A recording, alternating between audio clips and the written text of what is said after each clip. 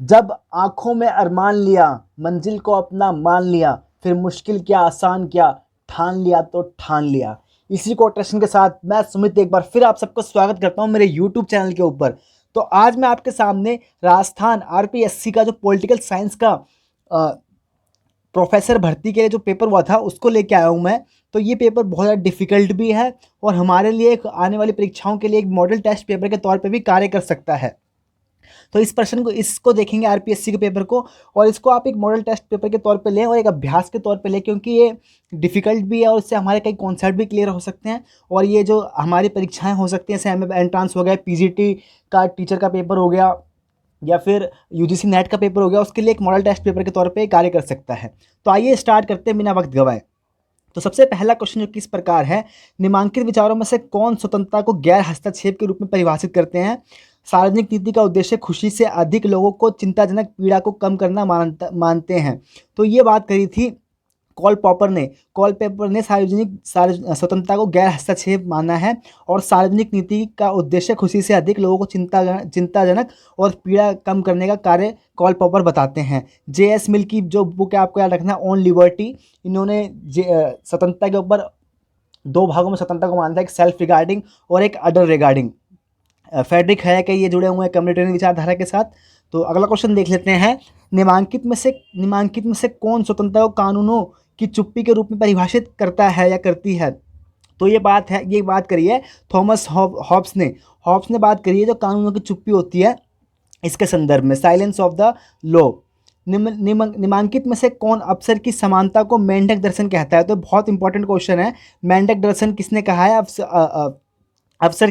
अवसर यानी जो अपॉर्चुनिटी होती है उसको टेडपोल फिलॉसफी किसने कहा है, यानी मेंढक दर्शन किसने कहा है?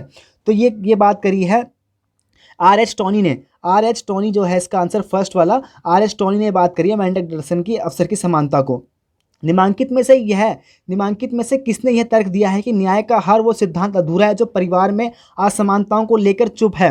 तो ये बात करी है सूसर मोलर कोकिन। तो ये फेमिनिस्ट विचारधारक हैं। इन्होंने महिलाओं के साथ जो परिवार के अंदर जो असमानताएं बरती जाती है, इसके संदर्भ में ये बात कही थी। और इसी के संदर्भ में उन्होंने कहा था कि न्याय जब तक पूर्ण नहीं होगा, तब तक परिवार के अंदर जो असमानताएं हैं उसको हम एड्रेस नहीं करेंगे, उसको हम एक मुद्दा नहीं बनाएंगे। तो सुसैन मोलर ओकिन इसके साथ जुड़ी हुई हैं, और कैरोल पैटमैन भी फेमिनिस्ट थिंकर ही हैं। पांचवा क्वेश्चन है, नागरिक समाज के सहचरों को नागरिकता के सिद्धांत के अनुसार सुधारने की जरूरत हो सकती है। माइकल वाजार ने अपने इस नजरिए को कहता है। तो एक बार फिर दोबारा पढ़ लेता हूँ क्वेश्चन को। नागरिक समाज के सहचरों को नागरिकता के सिद्धांत के अनुसार सुधारने की जरूरत हो सकती है। माइकल वाजार ने अपने इस नजरिए को कहता है।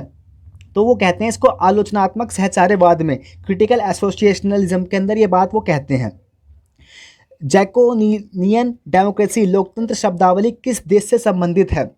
तो ये संबंधित है संयुक्त राज्य अमेरिका के साथ।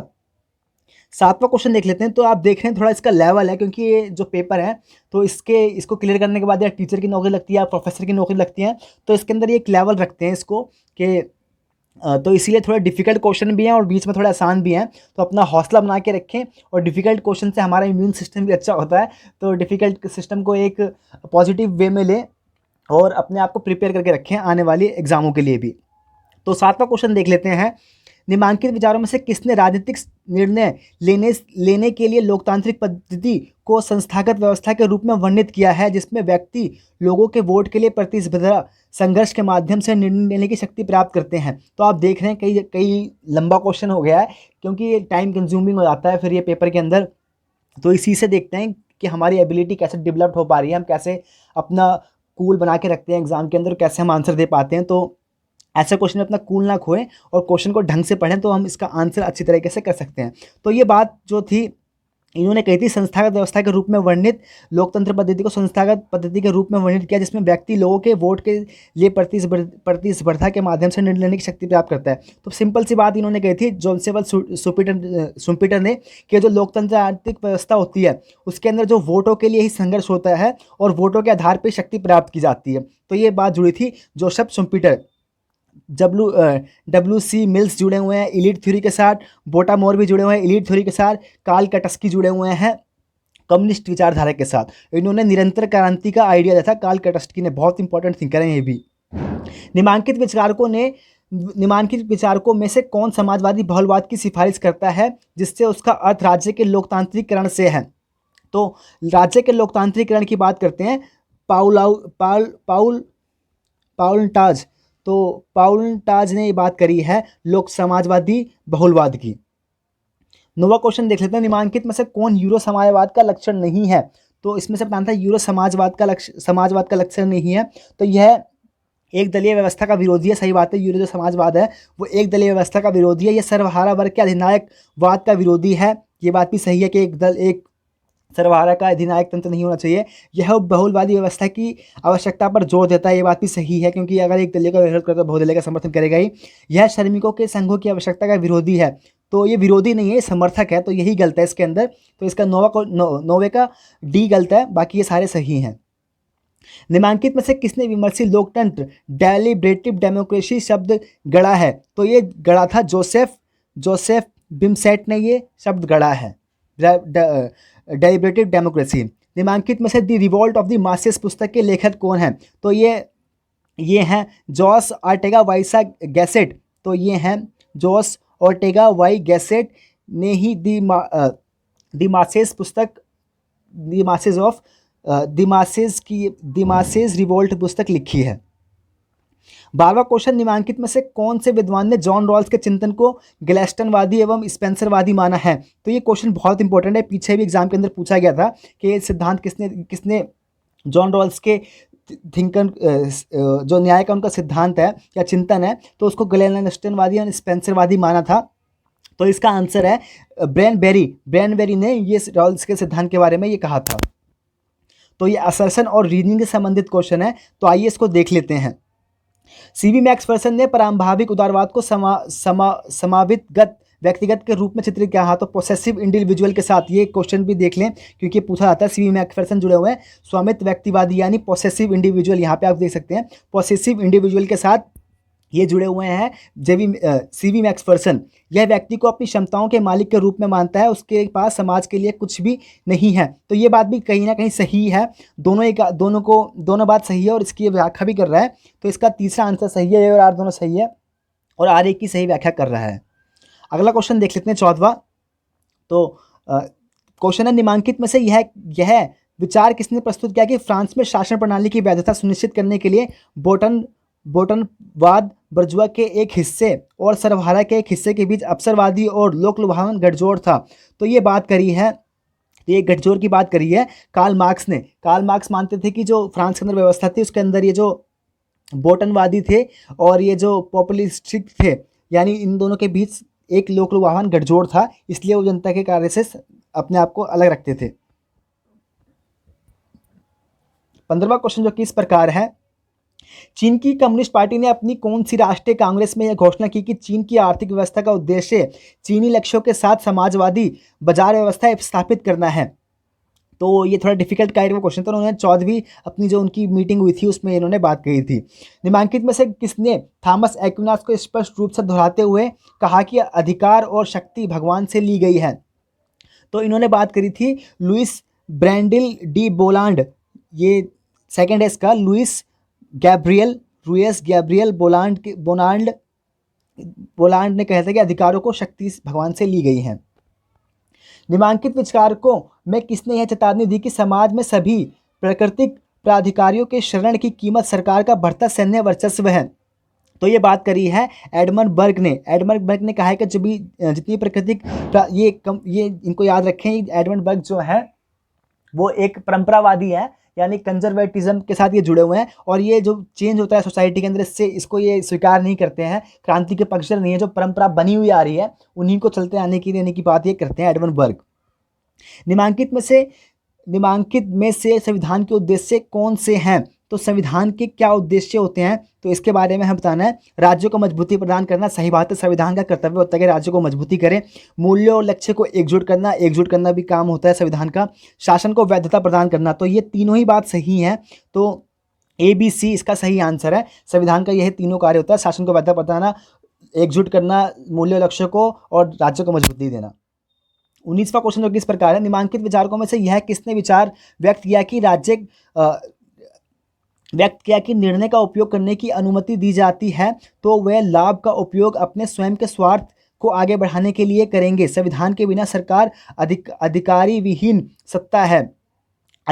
सत्ता है। तो ये बात करी थी थॉमस पेन ने। थॉमस पेन का मानना है कि अगर हम जो सत्ता दी जाती है, अगर वो संविधान के बिना अनुमति की होगी तो वो अधिकारी विहीन सत्ता होगी। तो ये इसके साथ जुड़े हुए थे थॉमस पेन।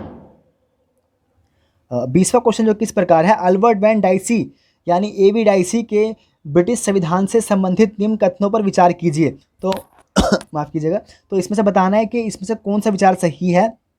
तो देख लेते हैं, कोई भी व्यक्ति कानून के ऊपर नहीं है और यह कानूनी ही है जो सभी को नियंत्रित करता है। तो सही बात है। उन्होंने डाइसी का याद रखा, उन्होंने रूल ऑफ लॉ की बात करी है, यानी everyone equal in the eyes of law. Rule of law क्या इनकी अवधारणा के साथ जुड़े हुए हैं डाइसी। और इसका मतलब होता है कि सभी नागरिक समाज के अंदर कानून की नज़रों में सभी बराबर हैं। तो ये बात तो सही है। संसद की संप्रभुता को सामान्य कानून की सर्वोच्च ब्रिटिश संसद के दोनों आधार थे। इन सिद्धांतों पर आधारित समाज ने राजनीतिक स्वतंत्रता को संरक्षित करना और लोकतंत्र को सामंजस्यपूर्ण कामकाज को सुनिश्चित करना संभव बना दिया। तो ये बात भी कहीं ना कहीं सही है। तो ए और आर दोनों सही है और आर ए की सही स्पष्टीकरण कर रहा है। पिनाक एवं स्मिथ के अनुसार निम्नलिखित में से कौन सा संविधानवाद के अनिवार्य तत्व है। तो संविधानवाद के क्या अनिवार्य तत्व हैं, तो इससे हमें हमारी जो बेसिक अंडरस्टैंडिंग भी है संविधान के प्रति यानी कॉन्स्टिट्यूशनलिज्म के प्रति, इस क्वेश्चन के माध्यम से ये भी क्लियर हो जाएगा। तो संविधानवाद जो होता है, संविधान अपरिहार्य संस्था का अभिव्यक्त है। तो सही बात है। Constitution is an embodiment of essential institution. तो ये बात सही है। संविधान राजनीतिक शक्ति का प्रतिबंधक है। तो ये बात भी सही है। संविधान विकास का निर्देशक है। संविधान राजनीतिक शक्ति का संगठन है। तो ये चारों बात संविधानवाद से सही है। तो इसका 4th आंसर सही है। अगला क्वेश्चन देख लेते हैं, निम्नलिखित में से किस विद्वान ने प्रायोजित लोकतंत्र के विचार को प्रस्तुत किया। तो who among the following scholar are presented the idea of delegative democracy. बहुत इंपॉर्टेंट है। डेलीगेटिव डेमोक्रेसी का आइडिया भी अभी एमए एंट्रांस का पेपर हुआ था दिल्ली यूनिवर्सिटी का, तो इसके अंदर पूछा गया था कि कौन रिलेटेड है। तो ये गुलेरमो और डोनेल इसके साथ जुड़े हुए हैं डेलिब्रेटिव डेमोक्रेसी के आइडिया के साथ। 23वां क्वेश्चन देख लेते हैं, जोसेफ एलियास शुम्पेटर से संबंधित निम्नलिखित कथनों पर विचार कीजिए। तो इसके ऊपर हमें जो कथन दिए गए हैं इनमें से बताने हैं कौन सा सही है या गलत है। तो आगे देख लेते हैं, जोसेफ एलियस शुम्पेटर राजनीतिक व्यवहार और बाजार व्यवहार के बीच सादृश्यता स्थापित करता है, जहां नेता लोगों के मतों के लिए प्रतिस्पर्धा करते हैं। मत का वही महत्व है जो बाजार में धन का। तो ये बात कहीं ना कहीं सही है। उन्होंने बताया था कि जैसे पैसे का महत्व बाजार में होता है, उसी प्रकार जो लोगों का मत होता है यानी वोट होता है उसका भी बाजार उसका प्रतिस्पर्धा में भी उसी प्रकार से महत्व होता है। वह राजनीतिक कार्यकर्ताओं और निष्क्रिय मतदाताओं के बीच विभाजन को मजबूत कुशल सरकार और स्वतंत्रता के लिए महत्वपूर्ण मानते थे। तो ये सही बात है और इनको याद रखें, ये जोसेफ शुम्पेटर एलीट थ्योरी के साथ भी जुड़े हुए हैं ये, और इन्होंने लोकतंत्र के ऊपर भी बहुत काम किया है। तो इनको याद रखें। 25वां क्वेश्चन देख लेते हैं, ये भी जुड़ा हुआ है असर्शन और रीजनिंग से ही। फ्रांसिस फुकुयामा के अनुसार अपने प्रतिद्वंदियों साम्यवाद व फासीवाद की तुलना में उदार लोकतंत्र की ताकत स्पष्ट है, क्योंकि इसने आम लोगों को उचित पहचान के लिए बेहतर तंत्र बनाया। तो Francis Fukuyama, the end of ideology, the end of history and the last man. तो फ्रांसिस फुकुयामा की पुस्तक थी end of the history and the last man. इन्होंने बताया कि जो विश्व के अंदर जो दो भागों में शक्तियां बटी हुई थी, तो वो अब उदार शक्ति की विजय हो गई है और उदार शक्ति अब शासन कर रही है और उदार शक्ति सबसे बेहतर है। तो इस कथन में उन्होंने बात कही थी। तो इनका विचार कहीं ना कहीं सही है। लोकतंत्र आज अर्थव्यवस्था के लिए उतना ही आवश्यक हो गया जितना कि यह राजनीति के लिए है, और इसका तात्पर्य यह है कि विकास, आर्थिक समानता, नागरिक और राजनीतिक अधिकारों की मुद्दों की गारंटी किसी भी सरकार को देनी चाहिए। तो ये लोकतंत्र के बहुत बड़े पक्षधर थे, उदार लोकतंत्र के। और इन्होंने नागरिक अधिकार, जिससे इन्होंने बताया आर्थिक समानता, नागरिक अधिकार, राजनीतिक अधिकारों की गारंटी देता है। तो इन सब की बात करी है। तो इसका दोनों कथन सही है, ए और आर दोनों सही है और आर एक की सही व्याख्या कर रहा है। 25वां क्वेश्चन देख लेते हैं, निम्नलिखित में से किसने स्वेच्छाचारी शासक को परिभाषित करने के लिए स्टेशनरी बैंडिक स्थिर डाकू का सिद्धांत दिया। Stationary bandit autocrat. तो ये बात करी है स्टैटिक ये बात करी थी मनकर ऑल्सन ने ये बात करी है, स्टेशनरी बैंडिक शब्द की बात इन्होंने करी है मनकर ऑल्सन ने। थोड़ा नाम डिफिकल्ट है तो थोड़ा प्रोनाउंसिएशन में दिक्कत होती है, तो इसके लिए मैं आपसे क्षमा चाहता हूँ। निम्नलिखित विचारकों में से किसने सत्तावादी शासन को परिभाषित करने के लिए सुल्तानवाद शब्द गढ़ा? तो सुल्तानिज्म शब्द किसने गढ़ा है, इस क्वेश्चन के माध्यम से बताना है। तो ये मैक्स वेबर ने सत्यावादी अथॉरिटेरिज्म को गढ़ने के लिए सुल्तानवाद शब्द का प्रयोग मैक्स वेबर ने किया था। निम्नलिखित में से टोटलिटेरिज्म ए अथॉरिटेरिज्म नामक पुस्तक, तो इस पुस्तक के साथ जुड़ी हुई हैं हमारी हन्ना अरेंड जी जुड़ी हैं टोटलिटेरिज्म एंड द अथॉरिटेरियन रिजिम के साथ। नहीं माफ़ कीजिएगा, इसके साथ जुड़े हुए हैं तो इसका जो है जोन जोसलिज जुड़े हुए हैं। और ऑन टोटल टेररिज्म जो उनकी बुक ऑन टोटल टेररिज्म के साथ जुड़ी हुई हैं हन्ना अरेंड जी। तो मेरे से थोड़ा गलत हो गया था शुरू में, तो ये जो बुक है टोटल टेररिज्म के साथ जुड़े हुए हैं जुआन जोसलिज, और ऑन टोटल टेररिज्म अगर कहीं पूछा जाए तो उसके साथ जुड़ी हुई है हन्ना अरेंड जी। तो इसका पहला आंसर सही था। निम्नलिखित में से किस देश में एकात्मक शासन व्यवस्था विद्यमान है? तो एकात्मक शासन व्यवस्था किस देश में विद्यमान है ये बताना है इसके अंदर।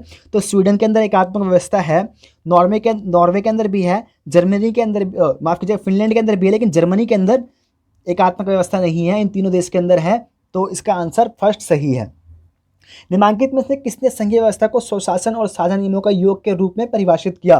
तो ये परिभाषित किया है डेनियल एल्जार ने स्वशासन और साझा नियमों का योग संघीय व्यवस्था के अंदर बात करी है। निम्नलिखित में से कौन सा देश सरकार की संसदीय प्रणाली का उदाहरण नहीं है? तो इसके अंदर जो संसदीय प्रकार का उदाहरण नहीं है वो ऑस्ट्रेलिया के अंदर संसदीय प्रकार की सत्ता है, जर्मनी के अंदर भी है, कनाडा के अंदर, लेकिन जो रूस है उसके अंदर संसदीय व्यवस्था नहीं है, वहाँ पे प्रेसिडेंशियल व्यवस्था होती है। निम्नलिखित में से किस विद्वान ने आध्यात्मिक व्यवस्था की आलोचना की और कहा कि दोहरी लोकतांत्रिक वैधता मतदाताओं को भ्रमित करती है और जवाबदेही को रोकती है? तो ये बात करी है जोएन जोस ने। जोएन लिज का भी ऊपर भी क्वेश्चन आया था कि टोटलिटेरियन से जुड़े हुए हैं, तो जोएन लिज ने दोहरी लोकतांत्रिक वैधता की बात करी है। निम्नलिखित में से किस विचारकों ने यह तर्क दिया है कि शक्तियों का पृथक्करण वास्तव में केवल व्यवस्थापिका की सहूलियत है, ना कि कभी समाप्त होने वाली निरूढ़ी? कठोर अर्थ में यह कभी भी व्यवहारिक नहीं हो सकता। तो आप देख सकते हैं कितना डिफिकल्ट क्वेश्चन बनाया जा सकता है कि क्योंकि इनको टाइम निकालना होता है, टाइम के हिसाब से पेपर सेट होता है, तो ये टाइम कंज्यूम हो इससे, और जो पेपर में अगर कोई हम्बल कर जाता है यानी घबरा जाता है क्वेश्चनों को देख के तो वो कर नहीं पाते हैं, तो इसीलिए ऐसे डिफिकल्ट टाइप के क्वेश्चन देते हैं ये लोग। तो इसका आंसर है हॉरेंड जे लस्की। तो इसलिए कि अपना कूल बना के रखें पेपर के अंदर और अंत तक अपनी एनर्जी को सस्टेन करके रखें, तो कहीं ना कहीं अच्छा रिजल्ट आ सकते हैं। संयुक्त राज्य अमेरिका के 38वें राष्ट्रपति जेरोल्ड रूडरफोर्ड से संबंधित निम्न कथनों पर विचार कीजिए। तो इन्होंने बताया था कि जेरोल्ड रूडरफोर्ड संयुक्त राज्य अमेरिका के अब तक के एकमात्र मनोनीत राष्ट्रपति थे। तो ये इनके बारे में सही कथन है, और मनोनीत उपराष्ट्रपति मनोनीत होते समय वह प्रतिनिधि सभा के अध्यक्ष थे, तो ये बात गलत है और ये बात सही है। तो इसका पहला कथन ही सही है। निम्नलिखित में से किस विचारक ने लैटिन अमेरिकी राष्ट्रपति के लिए राष्ट्रपति के नाम के साथ निर्वाचित राजा शब्दावली का प्रयोग किया?